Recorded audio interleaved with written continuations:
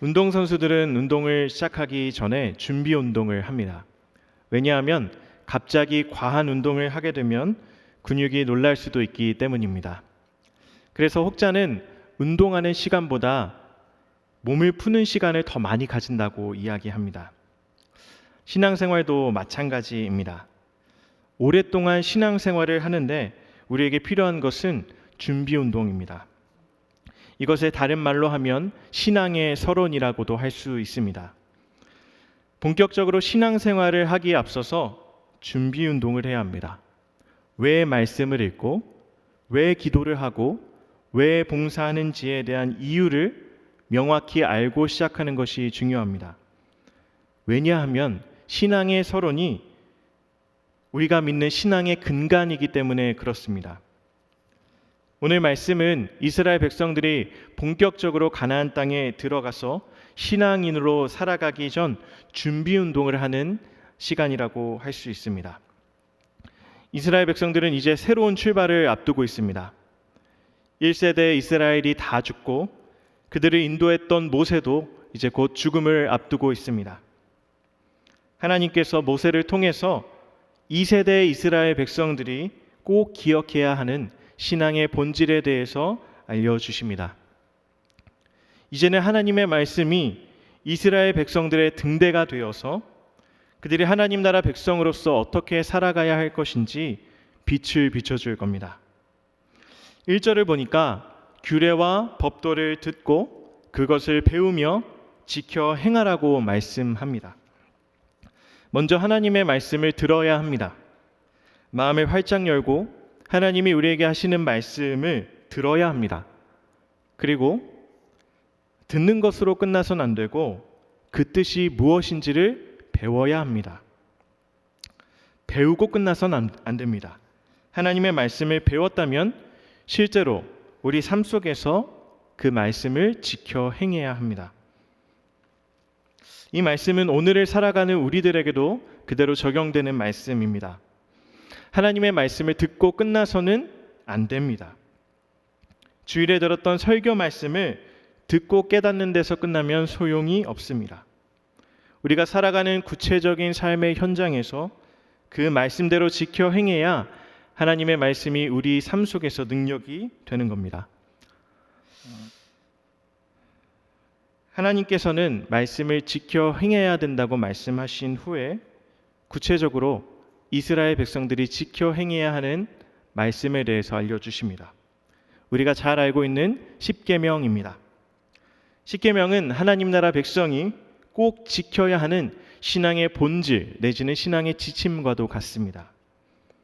하나님께서는 본격적으로 2세대 이스라엘 백성들이 가나안 땅에서 듣고 배우며 지켜 행해야 하는 규례와 법들을 십계명을 통해서 말씀하십니다. 하나님 나라 백성은 가나안 백성들과 똑같이 살아가서는 안 되고 십계명에서 하나님이 말씀하신 대로 살아가야 합니다.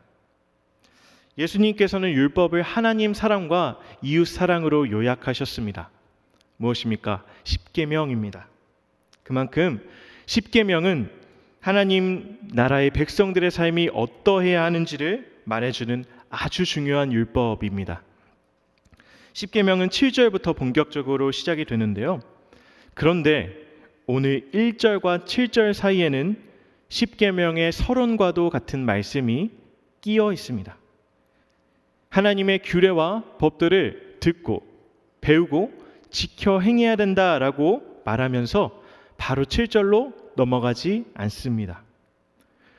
우리가 십계명을 듣고 배우고 실천하기에 앞서서 꼭 기억해야 하는 십계명의 서론이 있기 때문에 그렇습니다. 우리가 서론을 이해하지 않고 무작정 하나님의 규례와 법도를 지키려고 한다면 하나님의 율법은 우리를 자유케 하는 것이 아니라 우리 마음 속에 커다란 부담과 짐이 될 것입니다. 오늘 말씀을 통해서 우리가 하나님 말씀을 지켜 행하기에 앞서서 꼭 기억해야 하는 사실이 무엇인지를 깨닫게 되기를 바랍니다. 특별히 오늘 본문은 하나님과 이스라엘 백성 사이에 맺었던 언약의 특징에 대해서 말해줍니다. 3절 말씀 다 같이 읽어보겠습니다. 이 언약은 여호와께서 우리 조상들과 세우신 것이 아니요 오늘 여기 살아있는 우리 곧 우리와 세우신 것이라. 아멘. 먼저 하나님의 언약은 과거의 조상들과 세운 게 아니라 오늘 여기 살아있는 하나님 백성, 즉 저와 여러분과 세웠다는 사실을 우리는 기억해야 합니다. 이것을 걸어서 우리는 언약의 연속성이라고 합니다. 하나님은 과거 1세대 이스라엘과만 언약을 맺으신 게 아닙니다. 2절은 의도적으로 1인칭 복수형인 우리라는 단어를 사용하고 있습니다. 이스라엘 백성들은 자신들이 시내산 언약의 현장에 없었을지라도 자신들도 하나님의 언약의 대상자라는 사실을 기억하는 것이 중요했습니다. 하나님의 언약이 1세대 이스라엘 백성들에게만 해당되는 내용이라면 오늘 2세대 이스라엘 백성들은 하나님의 말씀을 집중해서 들을 필요가 전혀 없습니다. 저와 여러분도 마찬가지 아닌가요? 하나님의 말씀이 내가 아닌 다른 사람에게 해당되는 내용이라면 오늘 이 예배의 자리에 나올 필요가 없겠죠. 가끔 설교 말씀을 듣다 보면 하나님의 말씀이 꼭 나한테 하는 말씀이라고 느껴질 때가 있습니다. 그런가 하면 하나님의 말씀이 전혀 나와는 무관한 내용이라고 느껴질 때도 있습니다. 그때 우리가 기억해야 하는 건 언약의 연속성입니다. 하나님의 언약은 과거의 특정한 소수 몇 사람에게만 해당되는 내용이 아니라 오늘을 살아가는 나와 맺은 언약이라는 사실을 우리가 기억해야 합니다. 하나님께서 이전에 이스라엘 백성들에게 말씀하시는 방법은 무엇이었을까요? 하나님의 종 모세를 통해서 중보자를 세워 말씀하시는 방법이었습니다. 그런데 시내산 언약이 특별한 이유는 하나님께서 직접 이스라엘 한 사람 한 사람과 대면하여서 언약을 체결하셨다는 점입니다. 하나님은 특출나고 신앙이 뜨겁고 리더십이 있고 능력이 있는 사람과만 언약을 체결하시는 게 아닙니다. 하나님의 언약의 대상자는 하나님 나라 백성 모두입니다. 성경을 읽다 보면 하나님의 말씀이 나와는 전혀 무관한 것처럼 느껴질 때가 있습니다. 설교 말씀을 들으면 공감이 안 될 때도 있습니다. 그래서 집중이 하나도 되지 않는 순간들도 있습니다. 그때 하나님의 언약의 대상자가 바로 나라는 사실을 붙들어야 합니다. 언약의 연속성을 기억할 때 우리는 상황에 따라 이리저리 흔들리지 않고 견고히 서서 하나님 나라 백성으로 살아갈 수 있습니다. 그런가 하면 내 신앙의 상태에 따라서 하나님의 언약의 연속성을 의심할 때도 있습니다. 내가 이렇게 사는데 하나님의 말씀이 나와 상관이 있을까? 하나님이 그래도 나를 사랑하실까? 예, 상관이 있습니다. 하나님께서 우리를 사랑하십니다.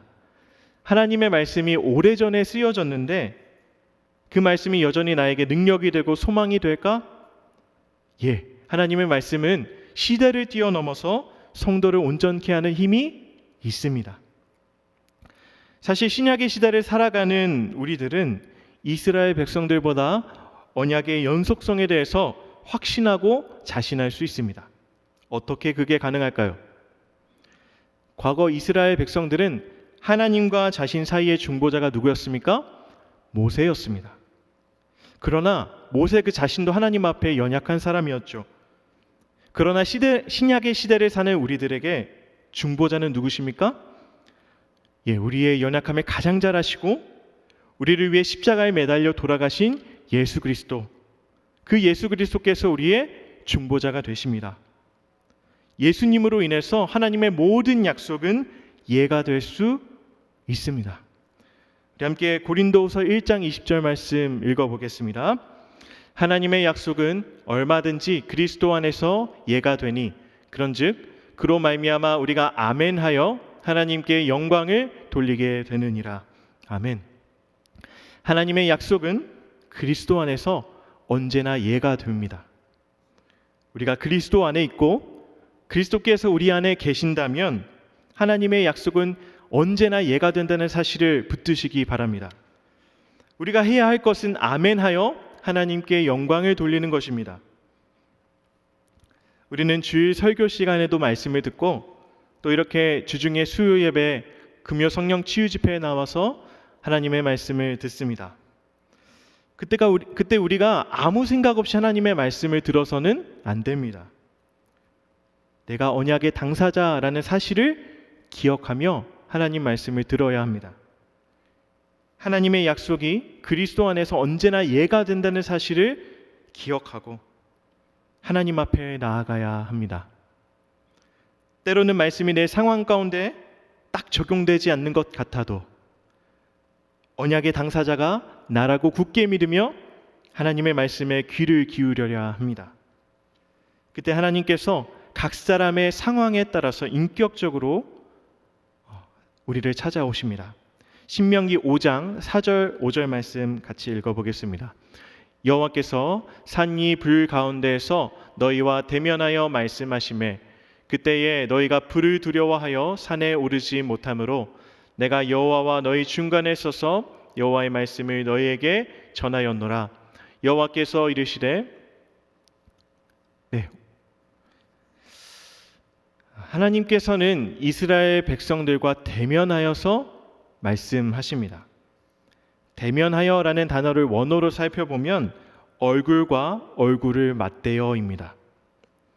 하나님께서는 할 수만 있다면 이스라엘 백성 한 사람 한 사람의 얼굴과 얼굴을 맞대어서 말씀하고 싶어 하십니다.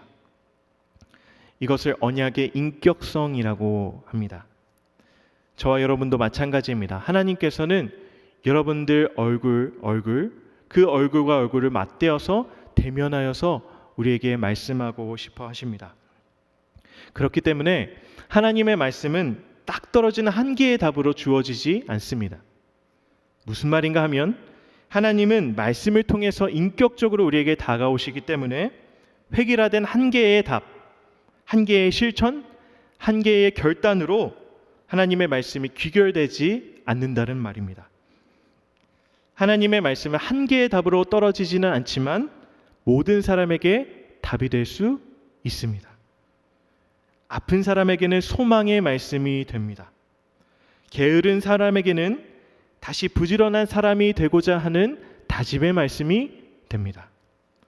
무관심하고 냉소적인 사람에게는 따뜻하고 열정을 가지도록 하는 권면의 말씀이 되기도 합니다. 하나님께서 저와 여러분 대면하여서 언약을 체결하셨다는 사실은 하나님께서 저와 여러분을 인격적으로 대하셨다는 말과 같습니다. 한나가 기도하고 통곡합니다. 그 곁에 있었던 엘리는 한나의 마음을 모르고 그녀가 그냥 미친 줄로만 알았습니다. 그러나 한나가 하나님 앞에 자기의 마음을 쏟아놓고 기도했을 때 하나님께서 한나의 마음을 알아주셨습니다. 그녀를 인격적으로 만나주셨습니다. 그래서 한나가 기도한 후에 성경은 무엇이라고 증언합니까? 가서 먹고 얼굴에 다시는 근심빛이 없더라. 사랑하는 성도 여러분, 하나님의 말씀은 저와 여러분을 인격적으로 찾아오시는 줄 믿습니다. 하나님은 각 사람의 형편에 맞게 각 사람에게 필요한 방식으로 말씀을 통해서 찾아오십니다. 언약의 인격성을 알지 못하고 하나님 말씀을 들으면 하나님의 말씀이 강압적이고 성도를 경직하게 한다고 잘못 오해할 수 있습니다. 그러나 하나님의 말씀은 대면하여서 주어진 말씀입니다. 이스라엘 백성들은 언약 체결식 때 불을 무서워했습니다. 그래서 산에 오르지 못했는데요.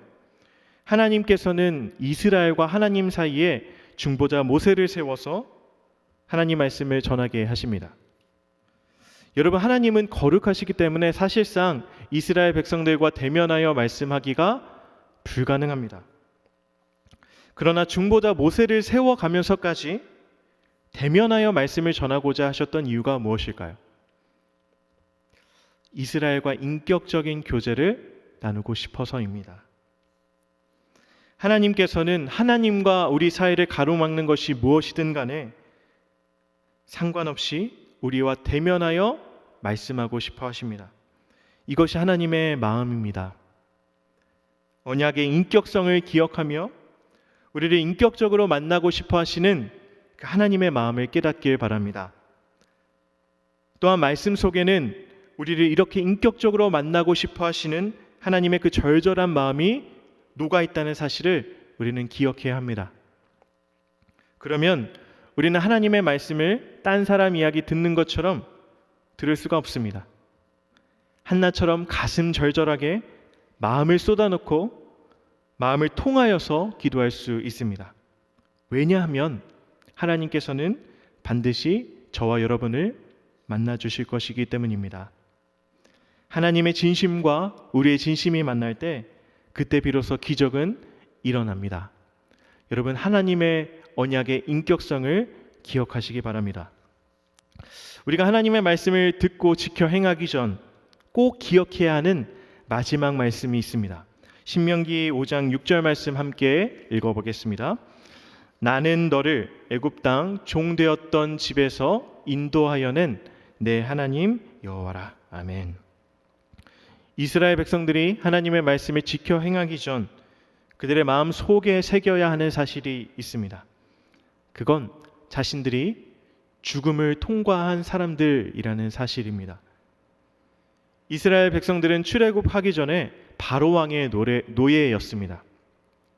바로 왕은 어떤 사람이었을까요? 출애굽기 1장 8절은 바로 왕에 대해서 요셉을 알지 못하는 새 왕이라고 증언합니다. 요셉을 알지 못하는 왕은 두 가지 의미를 가지고 있는데요. 첫 번째, 하나님을 알지 못하는 왕입니다. 요셉의 인생은 하나님 말고선 설명할 길이 없는 인생이었습니다. 요셉을 알지 못한다는 건 그의 삶을 인도하셨던 하나님을 알지 못한다는 말이 됩니다. 두 번째,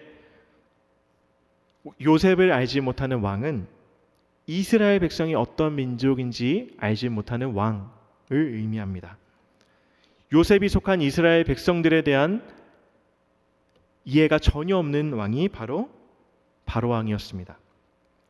이스라엘 백성들은 출애굽하기 전에 하나님을 알지도 못하고 이스라엘 백성을 알지도 못하는 바로 왕의 노예가 되어서 종살이했습니다. 애굽 땅에서 바로 왕이 시키는 고된 일과 노동으로 인해서 지칠 대로 지친 상태였습니다.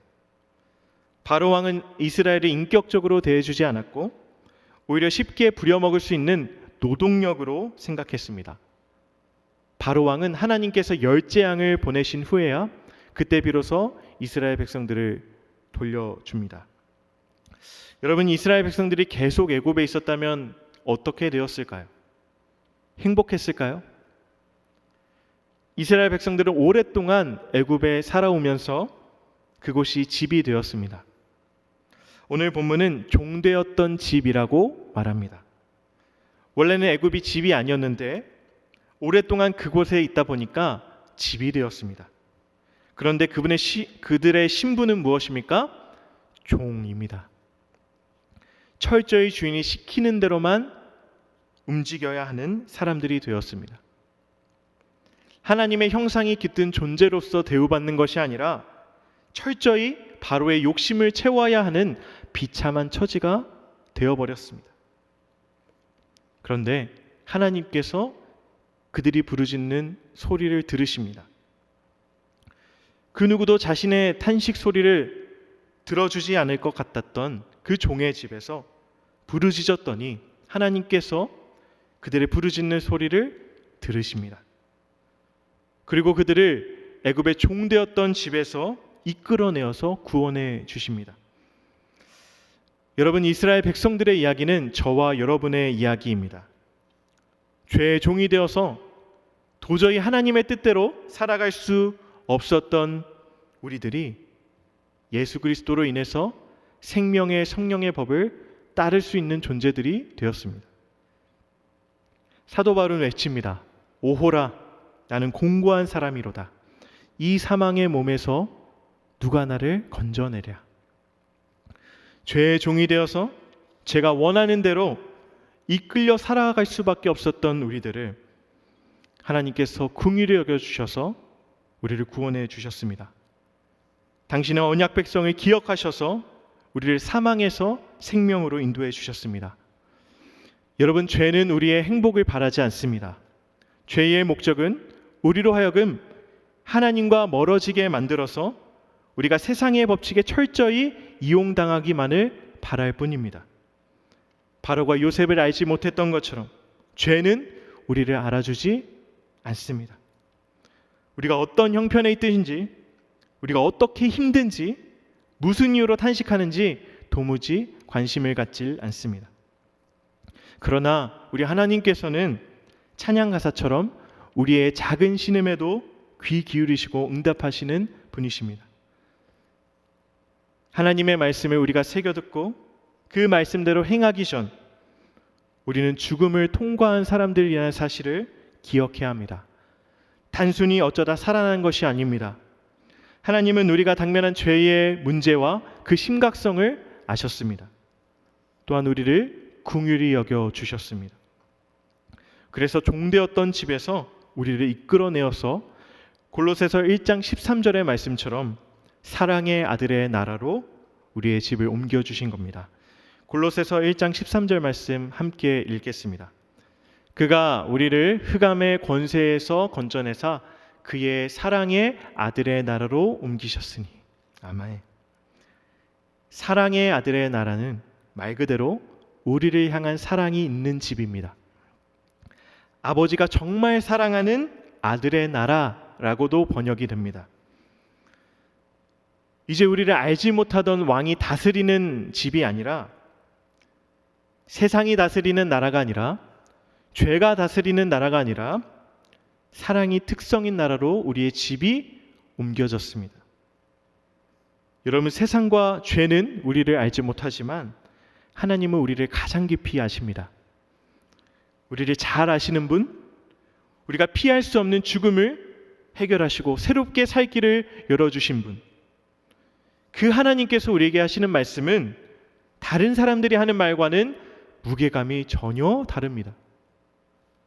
우리가 살던 종되었던 집, 그곳에는 강제와 심한 노역과 아픔이 가득했지만 이제 우리가 새롭게 살게 된 집, 사랑의 아들의 나라에는 우리를 향하신 하나님의 사랑만이 가득한 것입니다. 그러므로 저와 여러분은 우리에게 말씀하시는 하나님께서 행하신 구원을 늘 생각하고 떠올려야 합니다.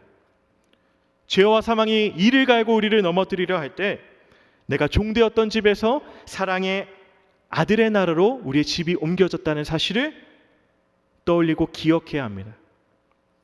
그리고 우리를 가장 사랑하시고 우리를 구원해내신 하나님이 우리에게 하시는 말씀만을 마음 다해 듣고 따라야 하는 것입니다. 말씀을 마무리하겠습니다. 얼마 전 꼬리에 꼬리를 무는 그날 이야기라는 방송에서 시루섬 이야기를 소개했습니다.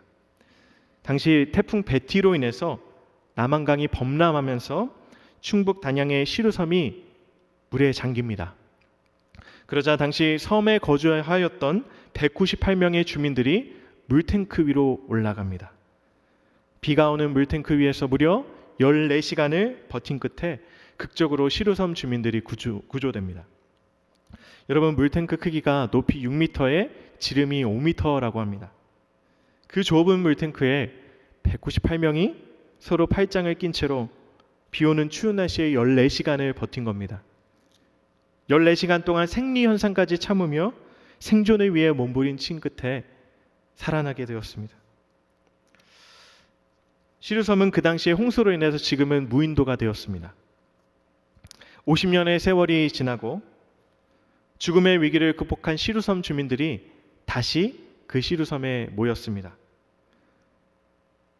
생존자들을 50년 만에 서로 처음 만나게 됩니다. 그 당시에 여고생이었던 사람은 머리가 희끗희끗한 할머니가 되셨습니다. 서로 얼싸안고 그동안 잘 있었냐고 안부를 묻습니다. 여러분, 시루섬은 없어졌기 때문에 다 뿔뿔이 흩어져서 50년을 살고 나서 처음 생존자들을 본 겁니다. 얼마나 감회가 새로웠을까. 한 생존자는 이렇게 말합니다. 시꺼먼 물바다 위에서 어떻게 견뎠는지 몰라요. 지금도 그때 생각만 하면 진짜 눈물이 흘러요. 저는 시루섬 이야기를 들으면서 제 안에 무언가 뜨거운 감정이 올라왔습니다. 그리고 계속 이 생각이 맴돌았습니다. 나도 이분들처럼 감사하고 감격해야 하는 사람인데. 시루섬 주민들은 함께 죽음을 통과했습니다. 서로 발장을 끼고 죽지 않으려고 서로의 힘을 의지하면서 버텼습니다. 그때 죽지 않고 열심히 살아준 것에 대한 감사가 서로에게 있었을 것입니다. 또한 그날 죽지 않고 서로를 만났을 때 평소 마을을 오가면서 만날 때와는 전혀 차원이 다른 감정이 그들 속에 있었을 겁니다. 여러분, 우리들은 어떤 존재들인가요? 종되었던 집에 있었던 사람들입니다. 세상과 죄가 다스리는 나라의 종이 되어서 더 이상 하나님을 찾을 수도 하나님을 만날 수도 없었던 사람이 저와 여러분입니다. 가만히 있으면 죽을 수밖에 없었던 사람들이 저와 여러분입니다. 그런데 하나님께서 우리의 신음소리를 들으시고 죽을 수밖에 없는 우리들을 긍휼히 여겨 주셨습니다. 그래서 종되었던 집에서 사랑의 아들의 나라로 우리의 집을 옮겨 주셨습니다. 죽음을 통과한 시루섬 사람들은 자신의 인생을 어떻게 바라볼까요? 매일매일이 감사요, 기적일 것입니다. 우리들은 어떤가요? 종되었던 집에서 사랑의 아들의 나라로 우리의 집을 옮겨주신 것에 대한 감사가 우리 안에 있나요? 우리를 되살려내신 하나님께서 매일매일 말씀을 통해서 우리를 찾아오시는데 하나님의 말씀에 대한 감사와 기대가 여전히 우리 속에 살아있나요? 하나님은 이스라엘 백성들이 하나님의 말씀 10계명을 본격적으로 듣고 지켜 행하기에 앞서서 10계명의 서론을 들려주십니다. 10계명의 서론은 우리 신앙의 서론과도 같습니다. 우리가 신앙생활이 차갑게 식는 이유는 신앙의 서론을 기억하지 못하기 때문입니다. 신앙의 서론을 제대로 기억하지 못한 채 하나님의 말씀을 지켜 행하려고 한다면 우리는 필히 실패할 겁니다.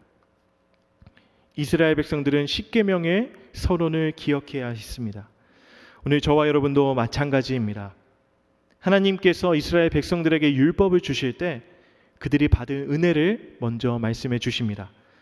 첫 번째, 언약의 연속성입니다. 하나님의 말씀은 오늘 저와 여러분을 향해 있다는 사실을 기억합시다. 하나님의 말씀의 주인공은 옆에 앉아있는 집사님도 권사님도 장로님도 아닙니다. 바로 나입니다. 그러므로 우리는 하나님의 말씀을 나에게 하시는 말씀으로 들어야 합니다. 두 번째, 언약의 인격성입니다. 하나님은 말씀을 통해 저와 여러분을 인격적으로 찾아오십니다.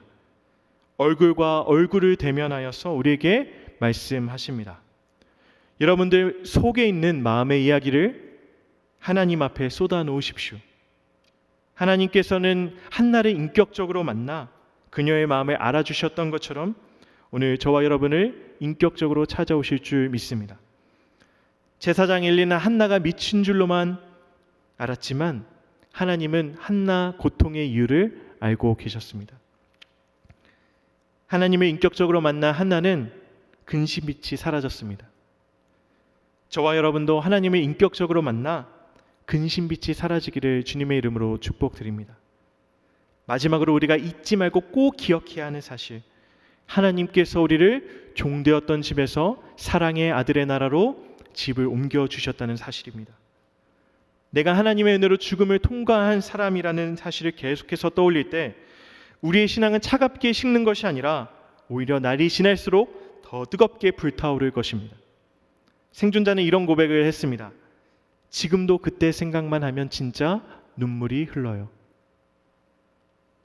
여러분, 하나님이 우리를 종되었던 집에서 사랑의 아들의 나라로 인도해 주신 사건을 기억한다면 예배 시간에 말씀을 듣는 우리의 태도는 달라질 겁니다.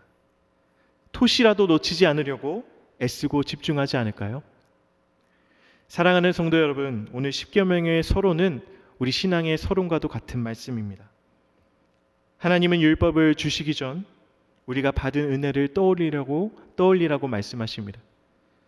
오늘 기도의 시간을 통해서 세 가지 은혜를 기억하며 기도합시다. 나의 신앙생활이 차갑게 식어 있었다면 세 가지 은혜를 기억하며 우리의 신앙을 하나님 앞에 다시 바로 세우기를 소원합니다.